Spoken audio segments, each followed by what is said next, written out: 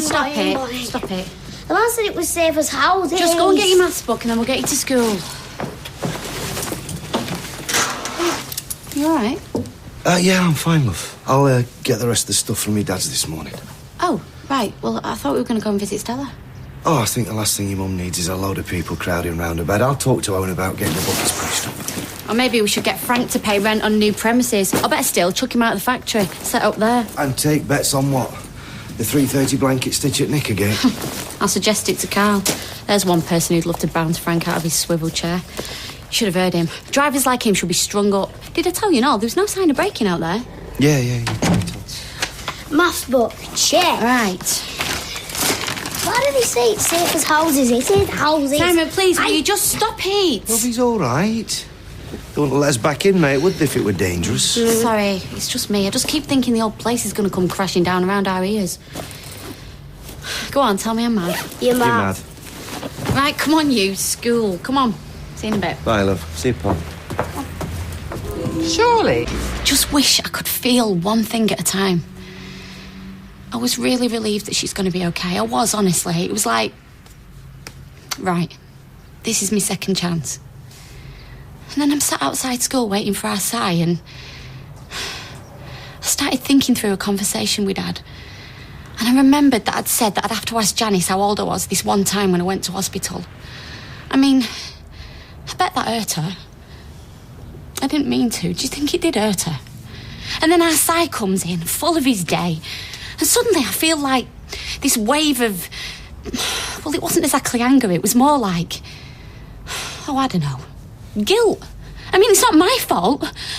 It's not my fault she didn't know, is it? She wasn't even there. And then I start to feel like I'm going to cry. Because, I mean, she nearly died, didn't she? And if she had died, then I wouldn't have this chance to get to know her, would I? And... Oh... How can I be narky at a time like this? Am I a really terrible person, Peter? You? Good grief, no, love. You wouldn't know where to start to be a terrible person. Believe me, you're a saint compared to most people. Oh, who's that now? Our side's not due back from footy practice yet, is he? Hello? Yeah? Who is it? Oh, right, yeah. Come up. Who is it? It's the police. He's coming up. I know you've already given your statement, but if you could just run through it again. Do we have to keep reliving it? I was sat in here and I heard the crash outside. And Mrs. Price was ringing your doorbell at the time, was that correct?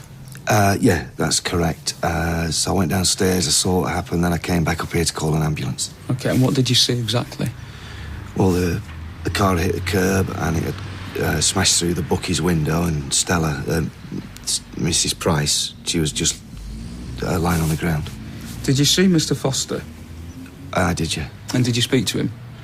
Very briefly. And what did he say? He told me to call an ambulance. Did it seem like he'd been drinking at the time? Not particularly, no. And Mrs. Connor? She, was unconscious. In the passenger seat, is that correct? Yes, that's correct. Hey. Thanks for not telling the police. Don't mention it. Why didn't you tell them? I don't know, Carla. Just be glad that I didn't. I know why. What do you mean? You lie for me because of the way you feel, and I'm sick of this charade, Peter. I know it, and so do you. Look, we can't have this conversation here.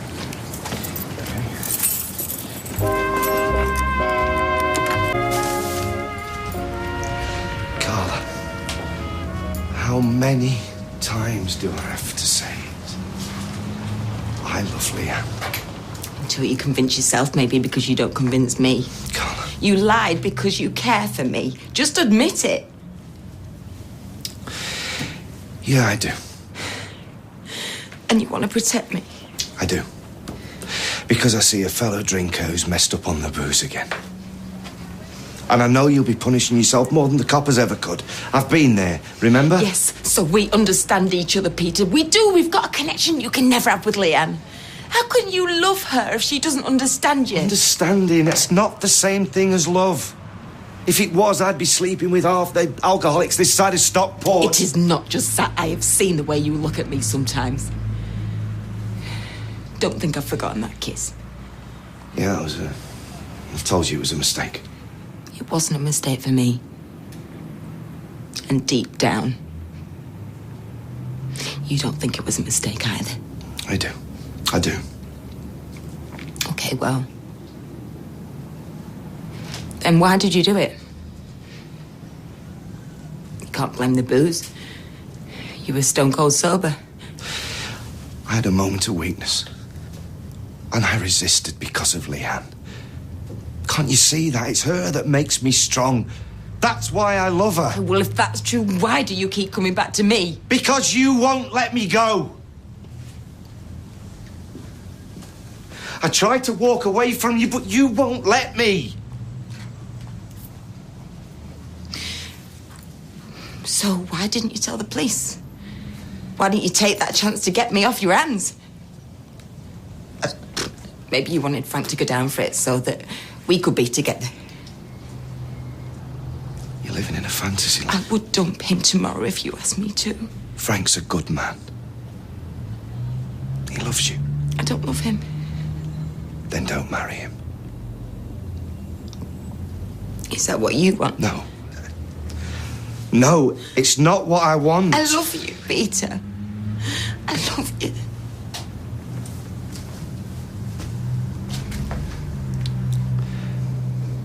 But I don't love you. This conversation's finished.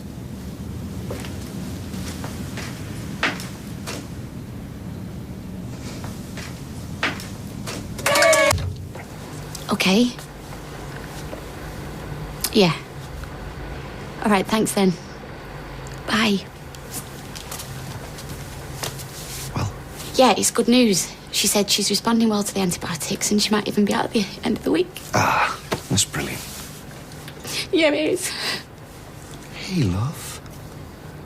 She said she was really lucky. Hey. So what are you crying for then, hey? Sorry. You've got nothing to be sorry for. Nothing at all. I couldn't have gone through this week without you, you know. Just this week. Stop it, I'm being serious.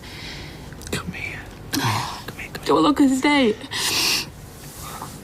You look beautiful. Don't make fun of me, Peter. I love you. I love you too.